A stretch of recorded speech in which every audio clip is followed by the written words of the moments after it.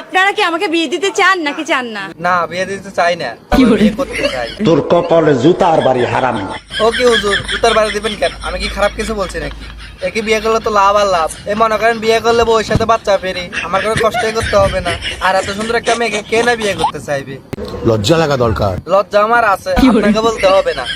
তো পরিমণি, তুমি কি আমাকে বিয়ে করতে রাজি আছো? তুমি আমাকে ভালোবাসো? ও, ভালো তো বাসিই। ভালো না বাসলে কি আর তোমাকে বাচ্চা সব বিয়ে করতে চাইতাম? বোঝে না। আমাকে এত ভালোবাসার প্রতিদানে আমি তোমাকে আমার দেহ দান করব।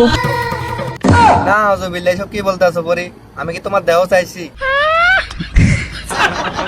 আর আমি তো তোমাকে মন দিয়ে ভালোবাসছিলাম পরি, আর তুমি আমাকে দেহ দিতে চাও? আর দিলেও সমস্যা নাই, তাইতে জঙ্গলে আইও। জঙ্গলে কেন? তো জঙ্গলে আইতো না তো কই আইতো? হোটেলে। হোটেল সিসি ক্যামেরা পরা। বাইরে এ কেমন মানবতা? আমি তোমাকে আমার দেহ দান করব। মানুষ খাবার দান করে, টাকা পয়সা দান করে, এমনকি জামা কাপড় দান করে। আর আমাদের মানবতার ফেরিওয়ালা পরে এফু তো নিজের দেহই দান করে দিচ্ছে। বলেন কি? কি আর বলমু খালা, যাক, মানবতা তাইলে আজও বেঁচে আছে। কিন্তু এই মানবতার নাম কি দেবো? ও, মানবতার দেহওয়ালা।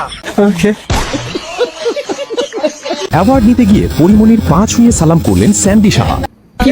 দেহ দেওয়ার পাশাপাশি আবার দেখি অ্যাওয়ার্ডও দেয়। তো পরে তুমি ইন্ডিয়ার হিজলাটাকে কি বুঝে অ্যাওয়ার্ড দিচ্ছ? আমাদের দেশে কি হিজলা কম আছে? পুরান পাগলের ভাত নাই, নতুন পাগলের আমদানি। ইন্ডিয়া থেকে ধরে এনে ক্যানাডাকে অ্যাওয়ার্ড দেওয়া লাগবো। আর শুনলাম এটার মুখে নাকি প্রিন্স মামুন মুতো দিছিল। ও আমার উপর মূত্র ত্যাগ করেছিল। আপনার মুখে কে মূত্র ত্যাগ করছিল? প্রিন্স মামুন। না না না, প্রিন্স মামুন কাজটা ঠিক করে নাই। আপনার মুখে মুতা উচিত হয় নাই, আপনার মুখে তো হেগে দেওয়া উচিত ছিল। আমাকে শারীরিকভাবে অশালীন কুরুচিকর স্পর্শ করতে চেয়েছে। না, এই প্রিন্স মামুনটা আসলে একটা লুচ্চা। বুঝলাম তুই কদিন পর পর বুড়ে বুড়ে বেড়ে ধরে এসে বিয়ে করস, কিন্তু তুই কেন হিজলার দিকে নজর দিলি? এই হিজলাটাকে অকৃতকার ভাবে টাচ করলি। ছি! তার উপরে আমি যখন ব্যথায় যন্ত্রণায় ছটফট করতে করতে অজ্ঞান হয়ে যায়। কি বলেন? কিসের ব্যথা, কিসের যন্ত্রণা? মামুন কি আবার আপনার সাথে বায়ু পথে যুক্ত হয়েছে নাকি? তাই তো মনে হচ্ছে। বেচারি লজ্জায় বলতে পারতেছে না, লজ্জায় মুখ লুকিয়ে রাখছে। এ কি, একে আবার সান্ত্বনা দিচ্ছে কে? দেখি। এরকম আমা, এটা পদ্মাশীল পুরুষ লিখন নাকি?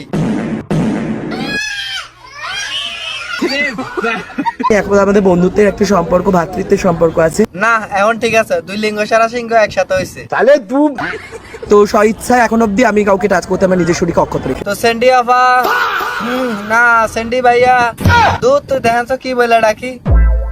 তো সেন্ডি, আপনি কার প্রতি আসক্ত বেশি, ছেলে নাকি মেয়ে? আমার আকৃষ্ট হওয়ার জন্য তাকে ভালো মানুষ হতে হবে। ছেলে মেয়ের থেকে বড় কথা, তার মধ্যে অনেস্টি থাকতে হবে।